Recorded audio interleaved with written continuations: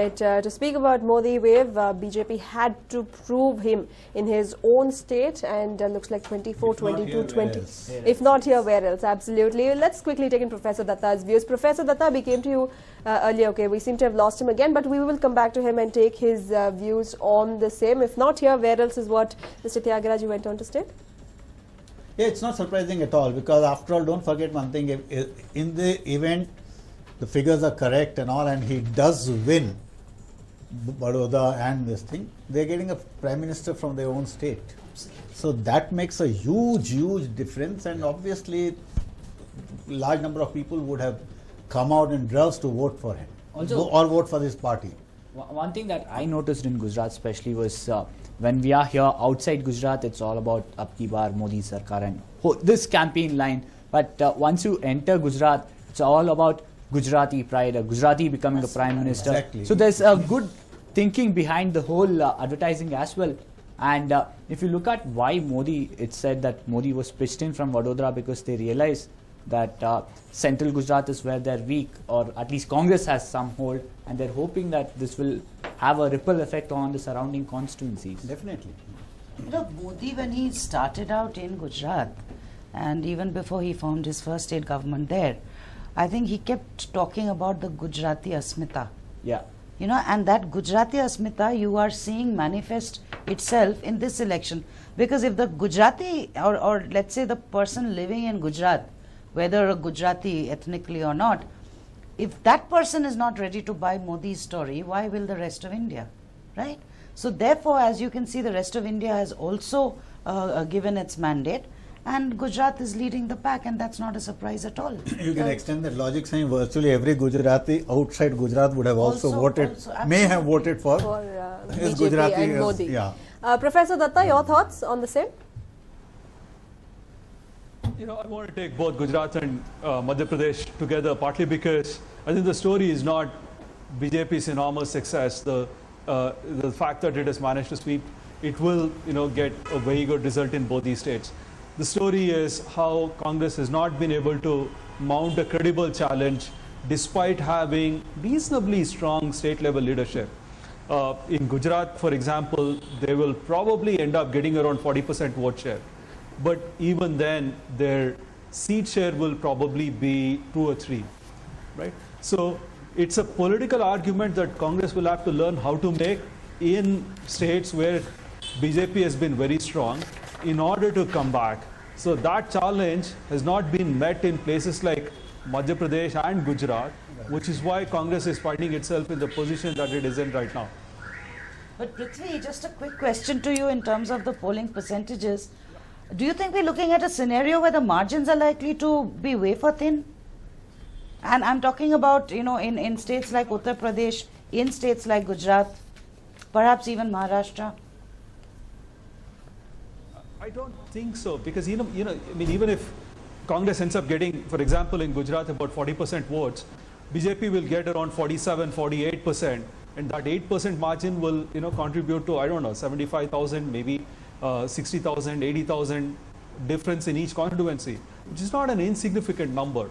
So my point is, Congress has a considerable base, but it has not been able to make a political argument, use its leadership effectively, so that it can mount a credible challenge. Nobody is expecting Congress to sweep Gujarat. Nobody is expecting Congress to even reach halfway mark in Gujarat. But what is stopping Congress from getting 10 seats or 12 seats in Gujarat, or getting its act together in Maharashtra in a way that would, you know, retain its political credibility? Right? These are the kinds of challenges Congress will have to learn how to meet after the elections. By that logic, I think Congress should have done well in the assembly elections in Gujarat as the last 3 successive elections. It should have done well. No, if you're looking at vote shares, it did reasonably well. Right? That's the whole point. I mean, when we are projecting a 40% vote share, or likelihood of Congress getting around 40%, you know, it's based on what it has achieved in the past, but it's still not enough to getting the results in terms of seat share. Plus, I think last assembly, the Congress actually improved its seat tally in the Gujarat assembly. Because you're talking about 2 fresh elections. Right. Up next we have Punjab, in fact. So, Akshita, over to you. Sort of Punjab. Right, Nishita, of course, Punjab is another rather interesting state to watch out for. Of 13 seats there, it looks like it could go either way. It, in fact, is very close if you actually look at the numbers. The BJP, according to C Voter, is managing only 2 seats. But look at what CSDS has to, in fact, post. It's given about 6 to 9 seats to the BJP. So a huge difference there between what C Voter and CSDS has to say. On the other hand, Chanakya has gone on to state that it's 0 seats for the BJP. But looking at the Congress again, it's 4 according to C Voter, 3 to 5 according to CSDS, and 3 according to Chanakya. So if you actually look at those numbers once again, it looks like according to CSDS, it will be BJP over the Congress. And of course, another competitor in Punjab is that of the Aam Aadmi Party. They have, in fact, according to these exit polls, managed to create a dent. Remember, 13 seats, and if the AAP makes away with about 3, or according to Chanakya, even 5, it could make a world of difference. And besides that, of course, other parties also chipping in there. We've got 4 seats according to C Voter and 5 according to Chanakya. Of course, that will be including Akali Dal and other parties. So they also make a huge difference, of course, in Punjab. So those are the numbers for you there, Nishita. Right. Thank you, Akshita, for giving us all those figures. Well, Ms. Shashwati, what do you have to say? I suspect there's a little bit of confusion Yes, here. with the In the CSDS. case of C Voter and Chanakya, I think Akalis are reflected under others, and in the case of CSDS, Akalis are reflected in BJP plus. So the first conclusion that one draws out of this is Arun Jaitley losing. Okay, because he's supposed to be the next most powerful and most vocal man. So is there a chance that he's losing? But Arun Jaitley's position was greatly under threat because of Amrinder Singh. Yes. Wasn't greatly under threat, but yes, it was a very tough challenge that they were putting up. And I think in Punjab, the AAP has actually played its role to the fullest, where it has stopped the BJP in its tracks, BJP and its allies. Then again, But- it would have eaten into the votes of the BJP. And the Akalis. But we And can see Akalis. the biggest winners here are the Aam Aadmi Party. Is the Aam Aadmi Party? Yeah, 5 seats if at all. Which is what I'm yeah. saying. So, Yes. you know, if their story is following its logical path, then it's happening in But don't Punjab. forget, earlier also reports did indicate that compared to other states, AAP was doing rather well in Punjab, surprisingly. But that if the results are there, which means there is some truth in what was being indicated earlier. So it clearly shows that the voters of Punjab have taken up seriously, one thing, and secondly, the ground level done by the workers from AAP has been par got- excellence yes. in Punjab. Absolutely. Probably another place where AAP could throw in a surprise is Punjab. Up next, we have Haryana's figures. Akshita, take us through them.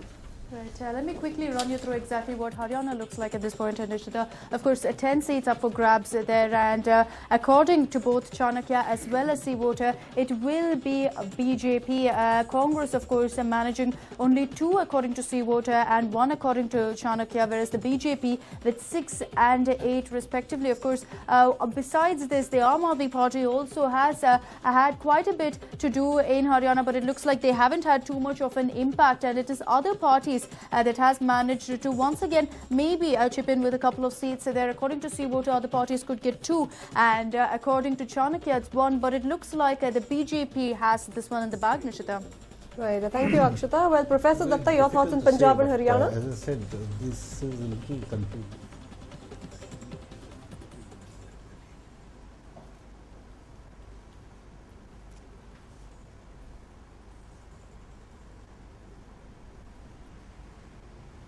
Professor Datta, if you can share your thoughts with us on Punjab and Haryana's figures. Sure. You know, Haryana was where one was waiting for the AAP story, but it's shown up in Punjab. And that has been attributed to partly good candidate selection, partly also to the presence of or the effect of NRI Punjabis who are supposed to be calling up their relatives in Punjab and canvassing on behalf of AAP candidates. And that's one of the interesting stories. And so if we were waiting for AAP to show up somewhere, it has shown up in Punjab. Haryana, you know, another big loss for Congress. It's in power. It has not been able to hold on to its original gains. BJP has made substantial gains, and we were hoping AAP would actually be able to mount a credible challenge. That does not seem to have happened, even though it has some very credible candidates there. We have to wait and see what final numbers are going to be. Absolutely. Well, right here in our News9 studios, we're going state by state, taking a look at all the exit polls and seeing what are the numbers being thrown up. Now is the turn of Arunachal Pradesh. Akshita, over to you. Right, thank you, Nishita. Moving on, of course, to the northeastern states. This, of course, is something very, very surprising. 2 seats in Arunachal Pradesh. Mostly, of course, we've seen the northeastern states swing towards the Congress. But with Arunachal Pradesh, it seems like BJP may have stormed into the northeastern belt as well. As you can see, the BJP has managed to secure both seats, according to C-Voter, and the Congress going down to 0 from 2. So this will be very interesting to see if this is exactly how it plays out in the results, which will come out on May 16th. Nishita.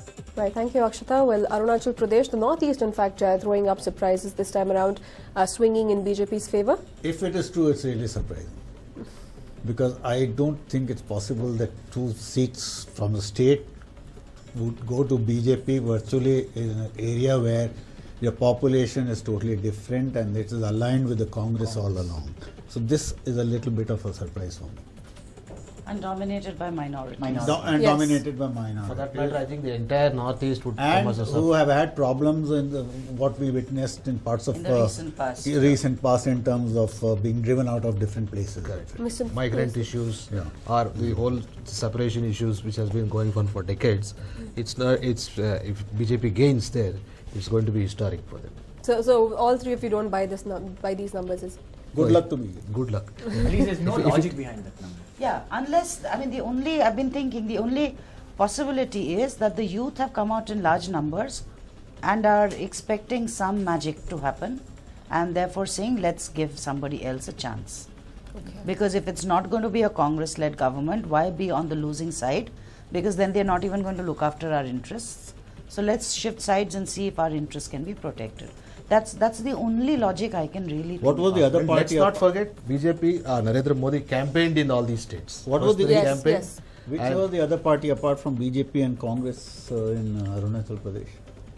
Right, we'll come to those numbers. Professor Datta, your thoughts?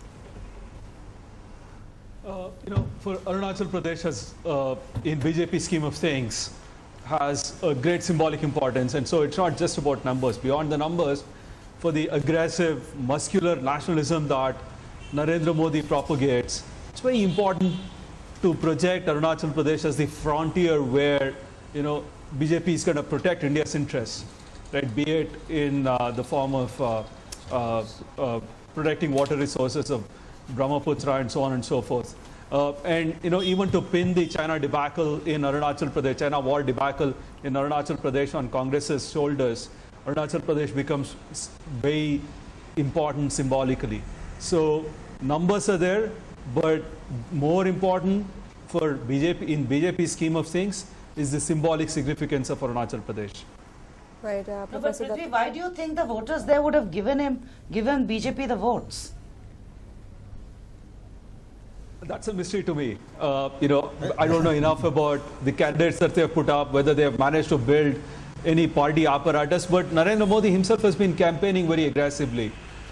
So that could be one reason, but honestly, I don't have enough information to hazard any guess. Well, See, unless Assam, a sea in fact, change has taken place. we'll come